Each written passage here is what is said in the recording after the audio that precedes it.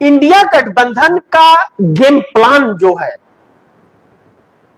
India गठबंधन के game plan से टेंशन में आ गए प्रधानमंत्री मोदी कि जो आगे की सोच रहे थे, जो delimitation, one nation one election या तोड़ फोड़ वाली राजनीति कर रहे थे, वह कुर्सी बचाने में व्यस्त हो गए, उलझ गए हैं, या अमित शाह को बचाने में उलझ गए हैं, क्योंकि अमित शाह उनकी रीढ़ की हड्डी है इस सरकार की। अमित शाह है तो मोदी की सरकार है, अन्यथा मोदी की सरकार पता नहीं कब की उखड़ के फेंक जाएगी। लेकिन अमित शाह का इस्तीफा जो मांगा जा रहा है और जिस तरीके से मांगा जा रहा है, अब कहीं ना कहीं अंदर ही अंदर भारतीय जनता पार्टी के लोग भी इस बात की कामना कर रहे हैं और भगवान से मना रहे हैं कि अमित शाह का इस्तीफा हो जाए। यह उन लोगों का सपना था, क्योंकि तानाशाहियां या किसी को नहीं छोड़ते थे, हर किसी के ऊपर ब्यूरोक्रेसी का इस्तेमाल करते थे, हर किसी का फर्जी फाइल तैयार करते थे यादव। तो यह सारी चीजें जो है ना, इन लोगों के लिए अब भारी पड़ गई। वैसे भी कहते हैं कि जब इंसान का वक्त बुरा होता है तो ऊंट पे बैठे व्यक्ति को कुत्ता काट लेता है,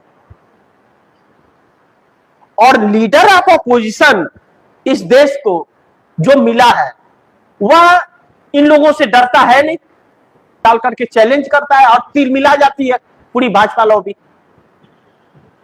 लेकिन भाजपा के ही बहुत से लोग उसी सदन के अंदर जब विपक्ष हमलावर रहता है तो मोदी शाह के बचाव में नहीं आते, और एनडीए के ही लोग इस वक्त बचाव में नहीं आ रहे। अलग थलग सी परिस्थिति पड़ी हुई है। अब इंडिया गठबंधन का गेम प्लान अमित शाह का इस्तीफा है। मोदी का इस्तीफा तो नहीं मांग सकते, मोदी को तो माफी मांगने की बात कर रहे हैं। अगर अमित शाह का इस्तीफा हो जाए, दो चीजें हैं, बड़ी महत्वपूर्ण गेम प्लान है राहुल गांधी का और इंडिया गठबंधन का। गेम प्लान राहुल गांधी का ही है, लेकिन बात इंडिया गठबंधन की जा रही है, क्योंकि इंडिया गठबंधन साथ है। तो जो गेम प्लान है कि माहौल बना दिए, पैलेट गन तो चले हैं और यह लोग कहे हैं कि नहीं चला तो फंस गए हैं, और सदन में कहे हैं कि नहीं चला है पैलेट गन, और पैलेट गन चला है इसके सबूत मिल गए हैं। तो अगर पैलेट गन चला है तो किसी के आदेश से चला होगा, डीएम के आदेश से चले या एसपी के आदेश से चले, तो उसको आदेश किसने दिया? अगर वह सब आते हैं गृह मंत्री अमित शाह के अंदर, तो अमित शाह ने आदेश नहीं दिया तो उनको सस्पेंड करें और फिर खुद इस्तीफा दे कि ऐसा गृह मंत्री किस काम का जिसका आदेश ही प्रशासन नहीं मान रहा है। और दूसरी पहलू कि अगर इन्होंने इजाजत दिया तो क्यों दिया, यही इस्तीफा दे। यानी कि दोनों सूरत में इन्हीं की इस्तीफे हो रहे हैं। तो मोदी अभी इसमें बहुत बुरी तरह से फंस गए हैं, एक टेंशन वाली परिस्थिति हो गई है। ऐसी चाल चल रही है सदन के अंदर, सदन के बाहर। अब विपक्ष कह रहा है कि सदन में चर्चा तब तक नहीं होगी और कोई प्रश्नकाल नहीं होगा जब तक जवाबदेही तय नहीं होगी, और उधर छात्र भी हमलावर हो गए, यानी कि दोनों तरफ से फंस गए। तो अब बताइए कि एनडीए गठबंधन के अंदर घमासान नहीं मचेगा तो क्या जय श्री राम और हर कीर्तन होगा? उसके सांसद इस बात से चिंतित है, अब जो भाजपा के ही सहारे पार्टी बनी है और भाजपा के सहारे ही पार्टी चल रही है, उसकी तो बात छोड़िए। एकनाथ शिंदे तो भाजपा के से अलग होकर के कहीं अस्तित्व भी नहीं बचा पाएंगे, लेकिन नीतीश नायडू, जयंत चौधरी, अनुप्रिया पटेल, इन लोगों का क्या होगा? यह लोग तो बहुत बुरी तरह से फंस गए। इन लोगों की छोटी पार्टियां हैं, लेकिन चंद्रबाबू नायडू की 2/3 बहुमत की पार्टी है, हमेशा अपने बहुमत से आते हैं, तो उनका क्या होगा? नीतीश कुमार, जिनको सीएम की कुर्सी से हटा करके फेंक दिया गया है, उनका क्या होगा? उनकी पार्टी का क्या होगा? बिहार में दौड़ा लेंगे बच्चे, बिहार में AK-47 चला है बच्चों पर। तो यह जो हालात उत्पन्न हो गए हैं, तो इसमें अमित शाह के इस्तीफे पर बात अटक गई है। अब अमित शाह इस्तीफा देते हैं तो संकट, नहीं दिए तो संकट। यानी कि दोनों सूरत में मोदी की उल्टी गिनती शुरू है। यानी कि यहां पर राहुल गांधी की बातें जो थी वह सत्य साबित हो रही है। राहुल गांधी ने जो कहा था कि मोदी सरकार गिर जाएगी, साफ झलक रहा है। राहुल गांधी ने कहा था कि मोदी का इस्तीफा होगा, साफ झलक रहा है। पहले यह सोचा जा रहा था कि Modi one nation one election लाएंगे, विपक्ष को तोड़ देंगे, वह तोड़ ही रहे थे। यह तो अचानक मामला आ गया। लेकिन राहुल गांधी ने भाप लिया था, इसीलिए तो पहले कह दिया था कि जेनजी का सामना करना, और राहुल गांधी खुद भी मुहिम चला रहे थे। यह सब कुछ अचानक जो बदला है माहौल, इस आंदोलन के दौरान राहुल गांधी ने जो प्रधानमंत्री आवास के सामने बैठकर धरना कर दिया, सारा टर्निंग पॉइंट इस सरकार की उल्टी गिनती वहां से शुरू हो गई और पूरा इंडिया गठबंधन जो बिखर रहा था वह राहुल गांधी के पीछे आकर के खड़ा हो गया। अब राहुल गांधी को परवाह नहीं है कि कौन साथ है नहीं है, जो जाना चाहता है जाए, लेकिन जाएगा कहां? अगर जाएगा तो जनता दौड़ा लेगी।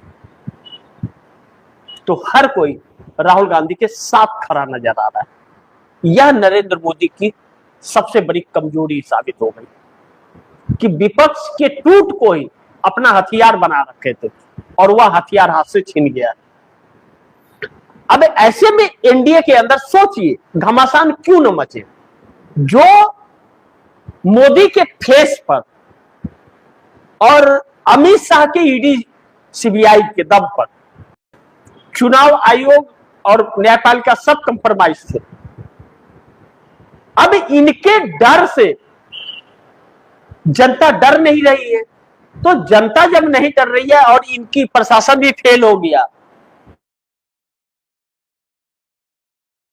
उन देशवासियों से, उन बच्चों से, जेनजी से इन्हें डर लग रहा है।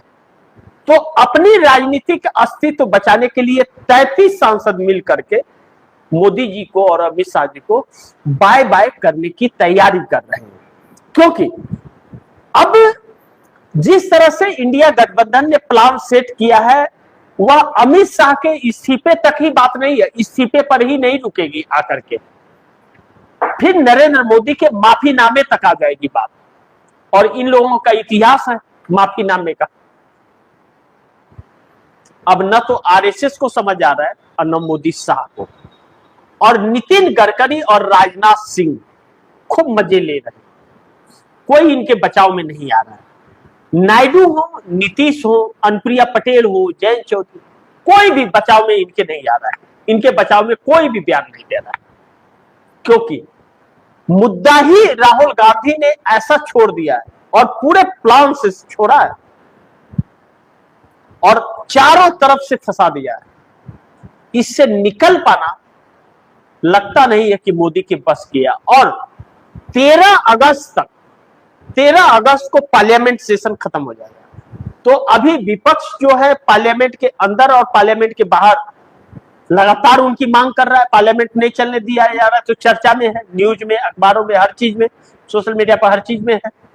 तो 13 अगस्त के बाद, तो 13 अगस्त तक क्या कहीं छात्र फिर सड़क पर उतर जाएंगे या फिर कांग्रेस सड़कों पर दिखेगी 13 अगस्त के बाद, जो पार्लियामेंट सेशन खत्म होने के बाद भी नरेंद्र मोदी के लिए संकट होगा।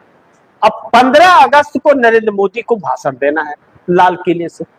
जनता खिलाफ है इनके, विपक्ष इनको घेर रखा है।